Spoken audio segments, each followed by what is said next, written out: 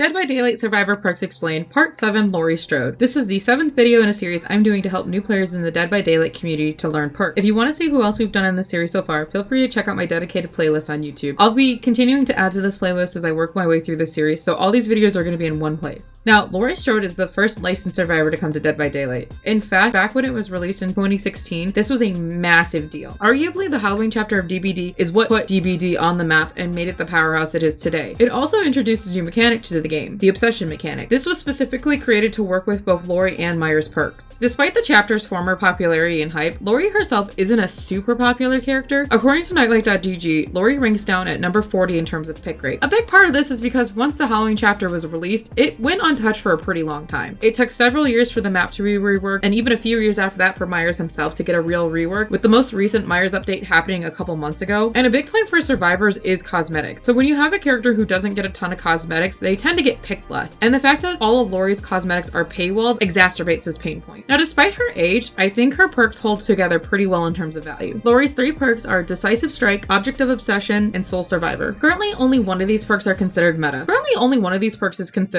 Which is Decisive Strike with a 12% pick rate. Laurie's other perks are dramatically less popular, with Object of Obsession having a 0.77% pick rate and Soul Survivor having a 0.44% pick rate. Starting off with Decisive Strike, after you've been unhooked either by yourself or another survivor, Decisive Strike activates for up to 60 seconds. When grabbed by the killer, a skill check procs. If successful, the killer drops you and is stunned for 4 seconds. Decisive Strike does not activate once the exit gates are powered. Now, this is actually a really nerfed version of the perk, especially compared to when it came out, but it's still one of the more famous quote-unquote second chance perks. Obviously, it's not as good as its pre-nerf form, but it's still a decent anti-tunneling perk. You also tend to see it on what I'm gonna hesitate to call a bully build, but a lot of times this perk is combined with head-on and flashbang so that survivors can get multiple stuns on a killer in a short period of time. Basically, the idea is you bait the killer into grabbing you out of a locker, you DS out of their grabs, get back into the locker, stun them with head-on, and drop a flashbang before running off. It's a pretty effective build to annoy killers and has definitely helped maintain its popularity in the meta. Along with tunneling in general just being such a prevalent tactic for killers, this helps survivors get consistent value and allowing to maintain its place as a meta perk. Then we have Object of Obsession. Whenever the killer reveals your aura, their aura is revealed to you as well and increases your cleansing, healing, and repair actions by up to 6%. If you are the killer's obsession, your aura is revealed to the killer every 30 seconds for 3 seconds, and this perk increases your chance of becoming the killer's initial obsession by 100%. Of Laurie's perks, this one is my personal favorite. It's high risk, high reward, and you get a ton of information from it. First being, you get a pretty consistent idea of where the killer is, but you also can learn pretty well what perks the killer is using based on when their aura is revealed. For example, if you see their aura immediately at the beginning of the trial, you know they're running Lethal Pursuer. If you see it when a survivor is hooked, they're probably running Barbecue and Chili. You can also use this perk to mind game the killer once you get used to how the procs work. Like, if you know the killer is going to see you when the timer winds down, you can act like you're heading in one direction and then backtrack once the cooldown hit. But it does take some time to get used to this perk and learning to mind game with it. That's personally why I don't use it, even though I think it's an incredibly valuable perk. I get too caught up in trying to mind game the killer and I fumble chase because of it. But I do love getting this perk every time Chaos Shuffle makes a comeback. And then lastly, we have Soul Survivor. Whenever a survivor other than you is sacrificed, you gain a token up to a max of 3. For each token, you gain a 24 meter radius with a maximum of 72 meters to which you are immune from killers' aura reading. Your repair speed is increased by 75% and you open gates and hatch 50% faster as the last survivor. This perk also increases your chances of being the initial obsession by 100%. Now, this perk gets a ton of hate. Generally, it's used by very selfish players because at its core, you get value out by letting your team die. This perk was meant to play into Laurie's lore and status as a final girl, hence why you get your most value out of being the last survivor left. I think the hate is totally unnecessary, but you won't stop people from having their opinions, and unfortunately, in this state of the game, the toxic players tend to be the loudest, so I do say use this perk with caution. There's not many survivors who build around an endgame build, but I think this perk makes for an amazing endgame build. Soul Survivor with Wake Up will have the gates flying open. I think it's really interesting how Behavior made a survivor who had perks that don't necessarily synergize. Soul Survivor kind of cancels out Object of Obsession because if the killer doesn't reveal your aura, you don't get the boost or the counter aura reading ability. But logistically, I understand why. If you were to use both these perks together, the idea would be to get early game value with Object and late game value with Soul Survivor. But these are Laurie's 3 perks. Overall, I think it's impressive that these perks held up for so many years and through some significant nerfs. It's disappointing more survivors aren't willing to go for the high risk, high reward or look past the perk's previous reputation to mix up their game style, but DBD's meta has been rigid for a long time. Which one of these is your favorite? And is there a specific survivor you want to see covered next in this series? Let me know in the comments. And don't forget to like and subscribe so I can bring you more Dead by Daylight content.